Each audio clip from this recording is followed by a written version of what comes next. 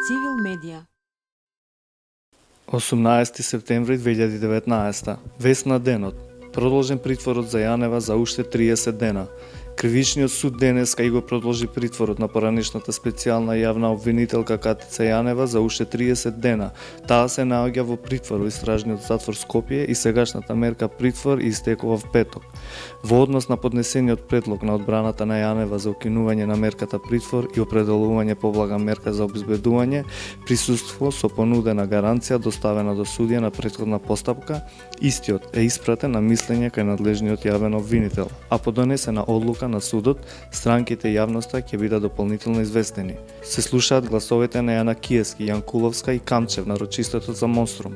Од сегашните разговори кои се преслушуваат на денешното рочиште за случајот Монструм, се слушаат гласовите на Милејана Киески, Гордана Јанкуловска, Коце Трајановски, Јордан Камчев, Оливера Трајковска, но и гласовите на гатачката и секретарката на Никола Груевски. Протест на здравствените работници. Насилството не е решение за проблемите. Под мотото Стоп за насилство врз здравствени работници. Денеска претпладне во кругот на клиничкиот центар се одржа протест во организација на Асоциацијата на специјализанти и млади лекари, како резултат на серијата напади кои се случија во изминатиот период врз медицинските работници од страна на пациенти и нивни роднини. Флеш вести.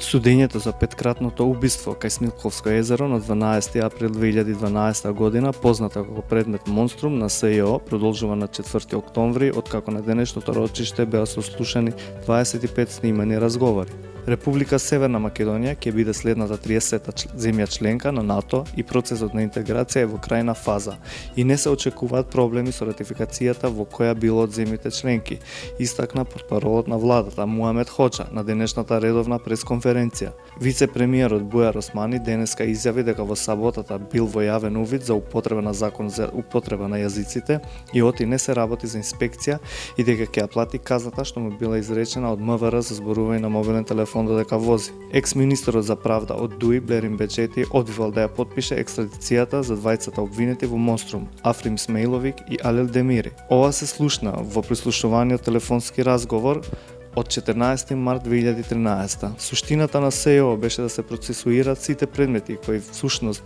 беа отворени од нивна страна и со сите овие политички случувања во оваа ситуација се успеа некако во таа намера да се спасат предметите. Односно, да прецизирам, ВМРО ДПМН не успеа во нивната намера да ги амнистира криминалците во нивните редови, со цел да пропаднат предметите на СЈО. Има известност на предметите. Тоа е во суштина правната држава и очекувам дека одговорност ќе има за секој кој се огрешил пред законите, изјави портпаролот на СДСМ Костадин Костадинов за Цивил медија. Цивилни активности. Анкета. Имаме црвен аларм дека се е загадено. Имаме црна иднина бидејќи сме опколени со премногу згради. Во градот нема зеленило, нема воздух, имаме премногу возила, дефинитивно имаме црна иднина, вели една граѓанка во центарот на Скопје на прашањето на Цивил медија каква иднина ја очекува државата, зелена или црна. Уште неколку слободни места за семинарот Граѓански објектив, граѓанките и граѓаните учествуваат, наблюдуваат и известуваат. Цивил најавува нова серија регионални семинари во рамките на проектот Граѓански објектив, промовирање на транспарентни и одговорни политички процеси. Првиот семинар од серијата ќе се одржи во Штип, а пријавувањето е веќе започнато. Семинарот носи наслов Граѓански објектив, граѓанките и граѓаните учествуваат, наблюдуваат и известуваат. Цивил во општините Вевчани, Струга, Охрид, Ресен, Битола, Новаци, Могила и Прилеп утре и задутре ќе го промовира проектот Зелена иднина, кој организацијата го спроведува во соработка со Хајнрих Бел Сараево. Читајте повеќе на civilmedia.mk. Цивил медија.